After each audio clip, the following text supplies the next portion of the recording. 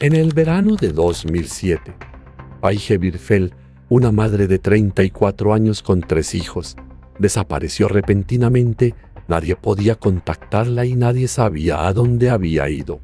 Una última cita romántica con su exmarido, un automóvil incendiado y documentos importantes esparcidos a lo largo de una carretera a kilómetros de la ciudad. Sin embargo, ninguna de estas pistas proporcionó información útil. El caso llegó a un punto muerto. Los investigadores creían que Paige estaba muerta, pero no lograban encontrar su cuerpo. La investigación sobre su desaparición reveló de manera inesperada los secretos de su doble vida. ¿Dónde está Paige Birfeld? ¿Quién es realmente esta mujer aparentemente perfecta? Antes de sumergirnos en la historia de hoy, no olvides suscribirte al canal para no perderte nuevos videos.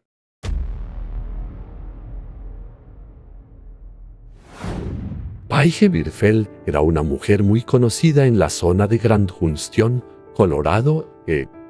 Una mujer hermosa con una sonrisa radiante, que vivía en una espaciosa casa con piscina ubicada en un amplio terreno dentro de un valle junto al río. Todo esto hacía que Paige fuera respetada y admirada por quienes la rodeaban. A simple vista, Paige Birfeld parecía la mujer perfecta, una madre increíble de 3 hijos, dueña de su propio negocio y siempre dedicada a su familia y amigos. Pero cuando desapareció repentinamente en un caluroso día de verano en 2007, los investigadores descubrieron una impactante verdad sobre su vida. Para todos, incluidos sus padres y sus hijos, su vida parecía ir bien. Los padres de Paige vivían a 4 horas de distancia en Denver y debido a la lejanía, rara vez se veían, manteniéndose en contacto principalmente a través de cartas o llamadas telefónicas. Hasta la mañana del 29 de junio, cuando una llamada telefónica lo cambió todo, los padres de Paige recibieron una llamada de la policía. Al otro lado de la línea, oficiales de la oficina del sheriff del condado de Mesa les informaron que Paige estaba desaparecida y que no se tenía noticias de ella desde la noche anterior. Los padres de Paige quedaron en shock tras colgar, empacaron algunas cosas rápidamente y salieron en menos de 20 minutos. Condujeron en silencio, intentando acelerar lo más posible, diciéndose a sí mismos que aquí estaban exagerando y que pronto encontrarían a Paige sonriente. Como siempre, se informó que a alrededor de las 11 p.m. de la noche anterior, Paige aún no había regresado a casa, lo que preocupó a sus hijos. La llamaron repetidamente, pero ella no respondió. Incluso Rob Dixon, su segundo exmarido, se alarmó cuando los niños le informaron. A la mañana siguiente, al enterarse de que Paige seguía desaparecida, llamó de inmediato al departamento de policía de Grand Junction. La familia de Paige temía lo peor, ya que sabían que ella nunca dejaría a sus hijos por ningún motivo.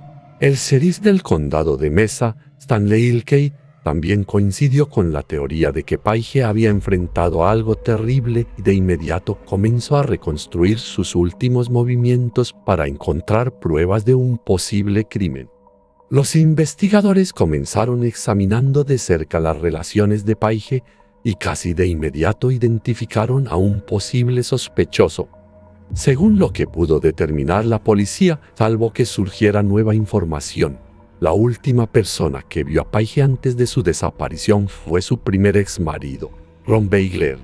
En las investigaciones criminales, los detectives siempre consideran al esposo, especialmente a un exesposo, como una persona clave cuando una mujer desaparece repentinamente.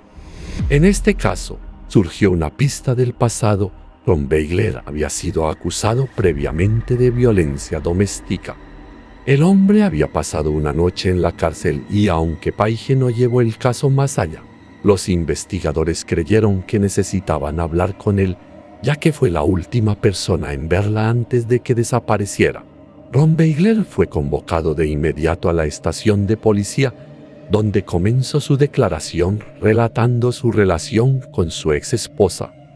Dijo que él y Paige eran novios desde la secundaria y que su relación comenzó cuando ella se inscribió en un programa de enfermería en la Universidad de Florida.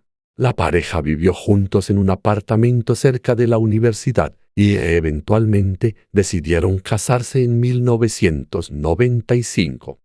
Sin embargo, poco después del matrimonio surgieron conflictos y se divorciaron, dejando a muchos con un sentimiento de arrepentimiento. Paige rápidamente se casó de nuevo con su segundo esposo, Rob Dixon, un hombre de una familia adinerada, y juntos tuvieron 3 hijos. Paige y su nuevo esposo se mudaron a Grand Junction, Colorado, para disfrutar de una vida lujosa y cómoda. Parecía que Paige tenía una vida perfecta, pero las cosas no eran tan fáciles como parecían. 8 años después del matrimonio, Paige volvió a divorciarse y cada uno siguió su propio camino, quedándose ella con la custodia de los niños. Al separarse de su esposo millonario, Paige enfrentó serios desafíos financieros. Para proporcionarles una vida estable a sus hijos, tuvo que trabajar en múltiples empleos al mismo tiempo. Apasionada por los negocios y talentosa en el baile, abrió una escuela de danza para niños. Además, vendía accesorios de cocina y portabebés. Gracias a su dedicación y perseverancia, su negocio prosperó. Por su parte, Ron, tras el fin de su primer matrimonio, nunca volvió a casarse, y cuando el segundo matrimonio de Paige fracasó, ambos decidieron reencontrarse. Ron Beigler vivía en Denver, Colorado, a más de 400 kilómetros de Paige y sus hijos, pero aún así se reunían regularmente para citas románticas. El 28 de junio de 2007, Paige y Ron se encontraron en la ciudad de Eagle, un punto intermedio entre sus hogares, para hacer un picnic. Después de la cita, se despidieron y cada uno regresó a su casa. A partir de ese momento, Ron no volvió a saber nada de Paige, a pesar de que intentó contactarla varias veces al día siguiente. Ron mostró total cooperación y sinceridad. De hecho, él mismo se puso en contacto con el equipo de investigación y proporcionó toda la información sobre su encuentro con Paige ese día. Después de un exhaustivo interrogatorio e investigación, la policía concluyó que Ron Beigler no estaba involucrado en la desaparición de Paige. Así, Ron Beigler fue eliminado de la lista de sospechosos y la policía dirigió su atención a Rob Dixon, su segundo exmarido. Sin embargo, rápidamente determinaron que tenía una coartada sólida, ya que estaba en Filadelfia en el momento de la desaparición de Paige. Tras la investigación, ambos exmaridos de Paige fueron descartados como sospechosos debido a sus pruebas de coartada. Basándose en la declaración de Ron, la policía descubrió que Paige había acordado encontrarse con él en un lugar bastante alejado de Grand Junction. Por lo tanto, la policía comenzó a buscar cualquier rastro que Paige pudiera haber dejado en su camino a casa, incluyendo registros de llamadas telefónicas, y parecía que habían encontrado algunas pistas. Desde el momento en que Paige se despidió de su exmarido en el condado de Eagle hasta que condujo de regreso a casa, la policía descubrió numerosos registros de llamadas en su teléfono. ¿Quién la llamó? ¿A quién llamó ella? ¿Quién le dejó mensajes? La policía creía que responder a estas preguntas los ayudaría a localizar a Paige. Finalmente, tras revisar cuidadosamente el historial de llamadas de Paige, los investigadores descubrieron un impactante secreto sobre su vida. Esta revelación dio un giro inesperado a toda la investigación y dejó en shock a la familia y amigos de Paige. Ni sus hijos, ni los maestros de estos, ni sus clientes de portabebés, ni la mayoría de los residentes de la ciudad tenían idea de que Paige Birfeld, la hermosa madre de familia, llevaba una doble vida secreta. Además de enseñar danza y dirigir su negocio, la mujer aparentemente perfecta estaba involucrada en la prostitución y operaba un servicio de acompañantes llamado Models. Después de acostar a sus hijos, Paige salía en silencio de casa y se adentraba en la noche para administrar su negocio ilegal. Usando el alias Carrie, Paige ofrecía servicios tanto en su domicilio como a domicilio, en cualquier momento del día o la noche. En sus anuncios mencionaba que trabajaba en Grand Junction y en pequeños pueblos cercanos y que por una tarifa más alta estaba dispuesta a viajar más lejos, con un precio mínimo de $25,000. De una madre de familia ejemplar a una notoria madame, la noticia sobre la doble vida de Paige Birkfeld se esparció por Grand Junction como una bomba. Una parte de los residentes de la ciudad la juzgó duramente y desaprobó lo que se había revelado. En cualquier ciudad al hojear un directorio telefónico se pueden encontrar incontables anuncios de servicios similares. Sin embargo, la idea de que Paige Birkfeld, una madre aparentemente perfecta, se hubiera involucrado en la industria del entretenimiento para adultos era inimaginable para muchos. Para los padres de Paige, descubrir la verdadera naturaleza de su trabajo fue un shock enorme, pero intentaron comprenderlo desde su perspectiva. ¿Y qué pensaban sus amigos? Algunos admitieron que tenían sospechas vagas sobre la doble vida de Paige, pero insistieron en que siempre operaba con discreción y legalidad. La pregunta clave ahora era si su participación en un negocio tan arriesgado había llevado a un crimen y a su desaparición. Naturalmente, esto complicó mucho más la búsqueda de Paige. A partir de este punto, la policía tuvo que cambiar el enfoque de la investigación, considerando la naturaleza sensible y peligrosa de su ocupación, lo que los llevó a analizar a sus clientes como posibles sospechosos. El 1 de julio de 2007, 3 días después de la desaparición de Paige, una llamada inesperada llegó al departamento de bomberos de Grand Junction. El reporte indicaba que se había encontrado un Ford Focus rojo en un estacionamiento industrial a pocos kilómetros de la casa de Paige. Al llegar al lugar, la policía confirmó que se trataba del automóvil de Paige y este estaba en llamas. Este hallazgo fue extremadamente extraño y aterrador para la familia, los amigos de Paige. Su coche estaba ardiendo dentro de la ciudad, a solo unos kilómetros de su hogar y apenas 3 días después de que desapareciera.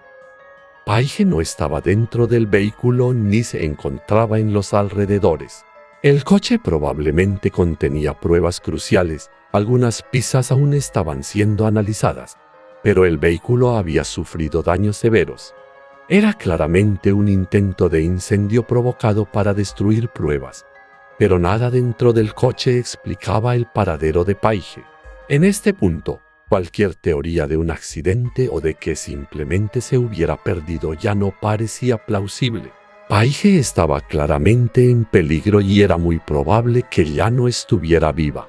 Además de los signos de incendio provocado, los investigadores encontraron varios otros elementos sospechosos dentro del coche de Paige.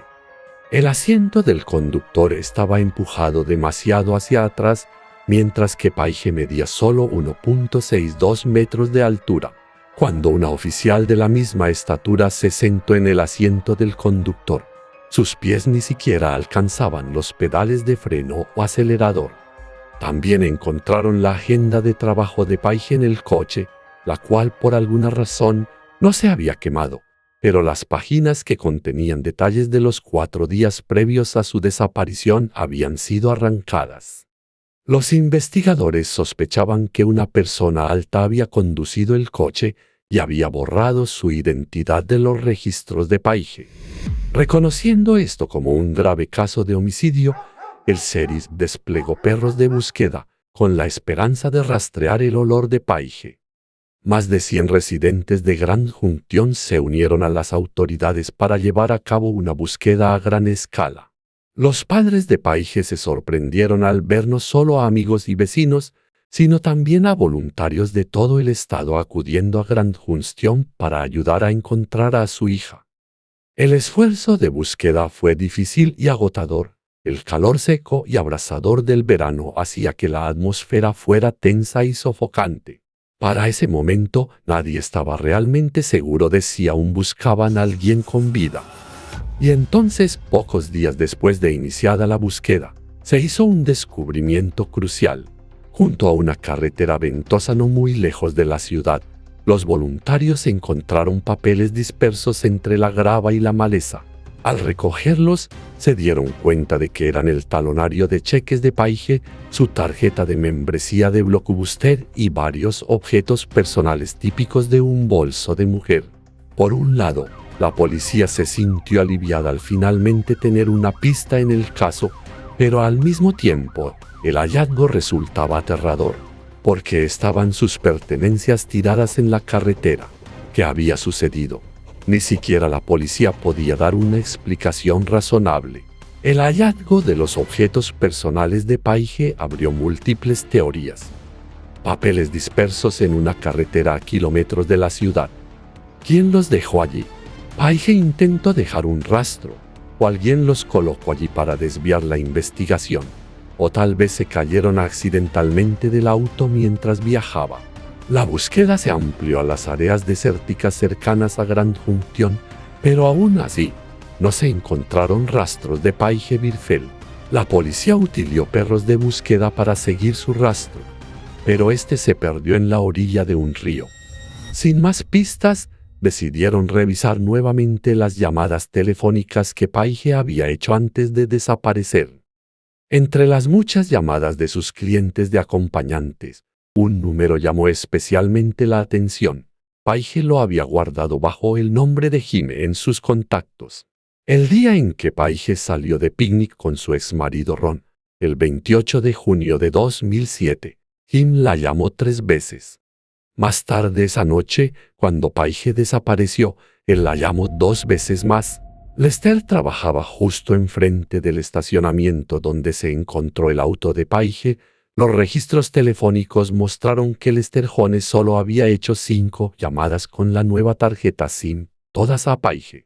Después de eso, el hombre no hizo más llamadas. Lester era un hombre alto, de aproximadamente 1,95 metros. Con esa altura, habría tenido que empujar el asiento del conductor muy hacia atrás para conducir cómodamente, lo que coincidía con la pista encontrada en el auto de Paige. La policía estaba casi segura de que este hombre era el perpetrador, por lo que lo arrestaron de inmediato y lo llevaron a interrogatorio. Durante el interrogatorio de Lester, la policía notó rápidamente varios otros detalles sospechosos. Al revisar el historial criminal de Lester Jones, descubrieron que había sido condenado por secuestro, agresión y agresión sexual en primer grado contra su ex esposa en 1999. Durante un interrogatorio más profundo, salieron a la luz más detalles inusuales sobre Lester Jones. Su segunda esposa había dejado Grand Junction la noche en que Paige Birfeld desapareció. Lester no tenía una coartada y admitió haber estado fuera de casa entre las 9 p.m. y las 10 p.m., la misma hora en que Paige recibió sus últimas llamadas antes de desaparecer. ¿Qué hizo Lester Jones en los 3 días posteriores a la desaparición de Paige? Finalmente, Lester Jones admitió que había salido de casa la noche del 1 de julio de 2007 entre las 9 p.m. y las 10 p.m. para hacer un recado en su lugar de trabajo, coincidiendo con el momento en que los testigos vieron el auto de Paige en llamas. Al registrar la tienda donde trabajaba Lester Jones, la policía encontró artículos extraños, como notas sobre varias chicas de compañía a algunas pastillas de Viagra, 2 pelucas masculinas y una báscula para alimentos. También descubrieron un bidón de gasolina, que el dueño de la tienda afirmó que no pertenecía al establecimiento. En su segundo interrogatorio, Lester Jones insistió en que era inocente e incluso afirmó que no había comprado la tarjeta SIM en el supermercado, diciendo que había ido allí a comprar otra cosa. Se llevaron perros rastreadores al auto de Paige y rápidamente detectaron el olor de Lester Jones en el asiento del conductor, pero él siguió negando haber visto o tenido algo que ver con la desaparición de Paige. A pesar de la abrumadora evidencia que apuntaba a Lester Jones como el probable culpable, la policía aún carecía de pruebas concluyentes para acusarlo. Las autoridades creían que Paige había sido asesinada por Lester, pero sin su cuerpo, no podían procesarlo y debido a la naturaleza delicada del trabajo de Paige, el caso gradualmente se enfrió. Un gran avance ocurrió 5 años después, cuando unos lugareños descubrieron accidentalmente un cráneo humano en un lecho de río seco entre rocas, maleza y arbustos. El cráneo se encontró a unos 90 kilómetros de donde las autoridades habían encontrado previamente las pertenencias dispersas de Paige a lo largo de la carretera. Los oficiales confirmaron que los restos pertenecían a Paige después de comparar registros dentales. Un pómulo fracturado sugería que pudo haber sido golpeada en el momento de su muerte. Cinta adhesiva encontrada en la zona donde estaba el cráneo indicaba que podría haber estado atada y amordazada. En este punto, a pesar de que solo tenían pruebas circunstanciales, la policía creyó que podía acusar a Lester. En noviembre de 2014, más de 7 años después de la desaparición de Paige, Lester fue arrestado y acusado de asesinato y secuestro. Su juicio comenzó en julio de 2016, 9 años después de la desaparición de Paige. Los fiscales argumentaron que Lester se enfureció después de no poder volver a encontrarse con Paige tras un encuentro previo con su servicio de compañía. Con un historial de violencia contra mujeres, incluidas acusaciones previas de sexual y secuestro, Lester supuestamente había planeado secuestrar y asesinar a Paige. Sin pruebas directas, la fiscalía enfrentó importantes desafíos para condenar a Lester. Sin embargo, el juicio dio un giro inesperado cuando 3 de los 12 miembros del jurado no estuvieron de acuerdo en que el acusado era culpable, lo que llevó a un jurado indeciso. Este resultado provocó indignación pública, especialmente entre los seres queridos de Paige, quienes hicieron todo lo posible por buscar justicia para ella. En noviembre de 2016, el caso se volvió a juzgar y después de 5 semanas, la familia de Paige Birtfeld finalmente obtuvo el veredicto que había estado esperando. Tras revisar una gran cantidad de pruebas, el jurado declaró a Lester Jones culpable de asesinato en primer grado y secuestro en segundo grado. El juez lo sentenció a cadena perpetua. Lester Jones siguió manteniendo su inocencia y sus abogados anunciaron que apelarían el veredicto. Gracias por seguir la historia criminal de hoy. No olvides darle like y suscribirte a nuestro canal para más casos fascinantes.